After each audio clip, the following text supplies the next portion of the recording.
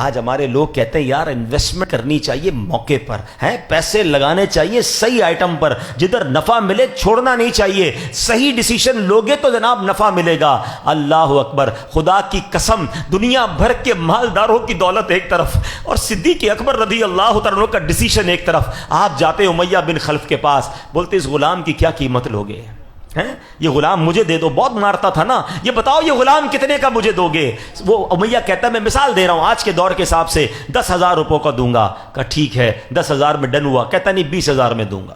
کہ 20,000 میں ڈن ہے۔ کہتا نہیں 30,000 میں دوں گا۔ یعنی اس زمانے کا جو کرنسی تھی امیہ ریٹ بڑھاتا گیا، آپ اوکے کرتے گئے، امیہ پھر سودے سے پھر جاتا، پھر ریٹ بڑھاتا۔ اس زمانے میں مثال کے طور پہ اگر غلام کی قیمت 10,000 تھی، حضرت ابوبکر سے اس نے 1,00,000 روپے طلب کیے، بہت مہنگی رقم بڑھا دی۔ حضرت ابوبکر صدیق نے کہا مجھے منظور ہے، اب ڈیل ہو گئی۔ امیہ پتہ ہے کیا کہتا ہے؟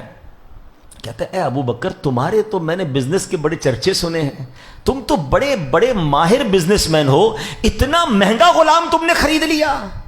آئے ہائے، سنو حضرت ابو بکر کا جملہ، کہتے تم اس کی قیمت کیا جانو امیہ، تم اس سے زیادہ مانگتے، میں اس سے زیادہ تمہیں رقم دیتا۔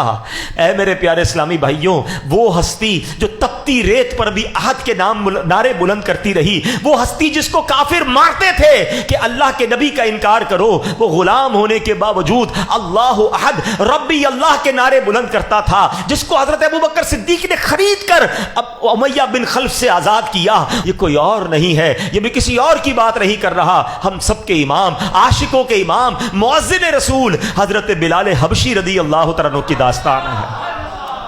اللہ اکبر، یہ وہ لوگ تھے جو ایمان لانے کی جنہوں نے قیمت دی ہے۔ ٹرائی ٹو انڈرسٹینڈ، سمجھو۔ یا میرے بچوں جو نوجوان بیٹھے ہو نا، ہمیں تو پتہ ہی نہیں ایمان کیسے لایا جاتا ہے۔ میں اور آپ اللہ کا جتنا شکر ادا کرے کم ہے کہ ہم مسلمان گھرانے میں پیدا ہوئے، ہمارے ماں باپ مسلمان، ہماری اور آپ کے کانوں نے پہلی آواز جو سنی ہے وہ اللہ اکبر سنی ہے۔ اور ایک وہ لوگ تھے جب اللہ اکبر کہتے تھے تو مارتے تھے، نماز پڑھتے تھے تو مارتے تھے، کعبہ سامنے تھا طواف کرنے پر مارتے تھے، لہو لہان کر دیتے تھے۔ صحابہ کرام کو بڑا ستایا گیا پیارے اسلامی بھائیوں، چٹائیوں میں باندھ کر دھونی دی گئی ہے، دھوئیں میں دم گھٹایا گیا، ڈبکیاں دیتے تھے، مگر ایسا لگتا تھا کہ جان چلی گئی پھر چھوڑتے تھے۔ ذرا سوچئے میرے پیارے اسلامی بھائیوں، یہ کیسی داستان ہے۔